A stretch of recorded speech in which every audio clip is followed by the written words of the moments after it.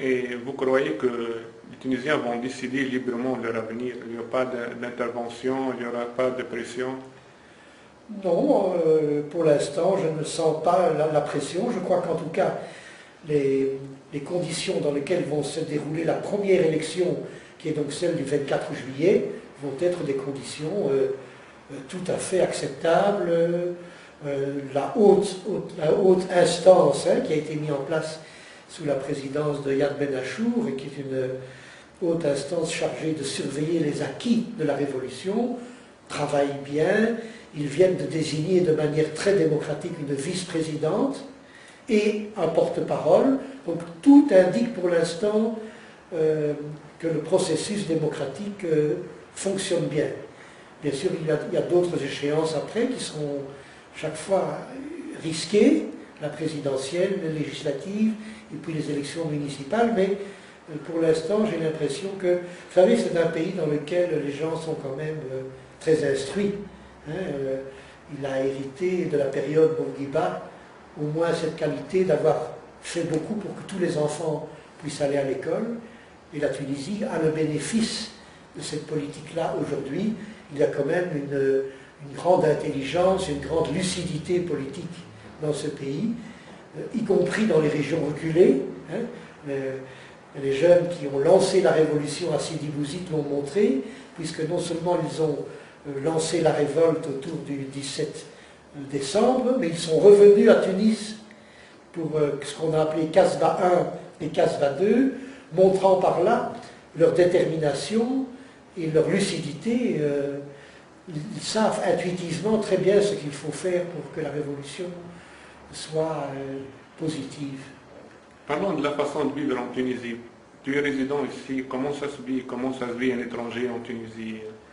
Bon, alors évidemment, il y a les qualités traditionnelles de ce pays que l'on connaît bien, qui est l'hospitalité, c'est-à-dire que les Tunisiens sont très accueillants, et puis il y a la douceur du climat, donc ça, ce sont les conditions qu'un Belge apprécie, et donc c'est à la fois très traditionnel et en même temps très juste.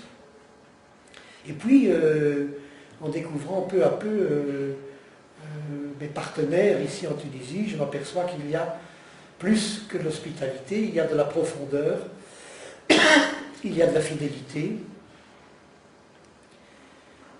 et il y a de l'intelligence. Donc, quand vous parlez avec des personnes, y compris des personnes très simples, vous allez vous apercevoir qu'elles résonnent et qu'elles ont avec vous une conversation qui peut être très profonde. La révolution va faire beaucoup de changements dans le domaine culturel surtout. Qu'est-ce que vous voyez? Quel changement on aura? Bien, je crois que la créativité artistique en Tunisie va se donner libre cours. Il y aura du théâtre, il y aura de la danse, il y aura des formes très nouvelles de créativité qui étaient un petit peu freinées sous l'Ancien Régime. Donc, la Tunisie va être un partenaire beaucoup plus créatif. Et donc ce qu'il faut espérer, c'est que ces créateurs aient des lieux d'accueil en Europe pour présenter leur créativité. Et je crois que ça va être le cas. Je crois que de grands festivals européens, cinéma, danse, théâtre, littérature, vont faire une place plus importante à la création maghrébine en général et tunisienne en particulier. Et donc il va y avoir des relations plus équilibrées entre l'Europe et le Maghreb, avec, si possible, des co-réalisations, c'est-à-dire des créations artistiques qui mêlent de manière indistincte créateurs belges, français, italiens, avec des créateurs tunisiens, marocains, égyptiens, pour parler des pays qui bougent. Et quelle place auront les gens dans ces projets-là, dans ces coopérations? Alors les gens, les créateurs, les spectateurs, les jeunes surtout. Les jeunes auront leur place, parce que à côté des grandes créations, il y aura tout l'effet de stimulation que ces créations vont apporter, y compris sur le plan professionnel. Parce que quand vous ouvrez une maison de la culture à Kasserine ou à Tataouine, il faudra des régisseurs, il faudra des éclairagistes, il faudra des ingénieurs du son, toutes des professions qui n'ont pas été encore bien exploitées sur le terrain tunisien. Donc je crois que la dynamique culturelle va créer de l'emploi. Et ça, c'est très important. Alors évidemment, il faut que le pouvoir public ait la capacité de payer les salaires de ces gens-là dans un premier temps. Et puis, peu à peu, les lieux culturels vont prendre leur autonomie et auront la capacité financière d'avoir un éclairagiste, d'avoir un directeur de plateau.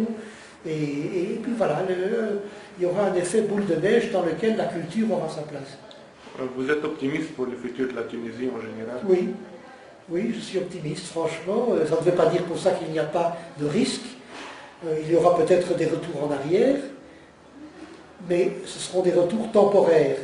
Après, ça repartira de plus belle. Moi, j'ai l'impression que les qualités intrinsèques du peuple tunisien vont l'amener à franchir tous les obstacles. Les qualités dont on parlait tout à l'heure. Moi, je trouve qu'il y a une qualité dont on n'a pas encore parlé, qui est le civisme. C'est très important. En Europe, je sens beaucoup de cynisme. C'est autre chose. Le cynisme, c'est-à-dire avoir un regard un peu ironique surtout. Ici, je sens une très grande implication personnelle des gens dans le devenir du pays. C'est ce que j'appelle le civisme.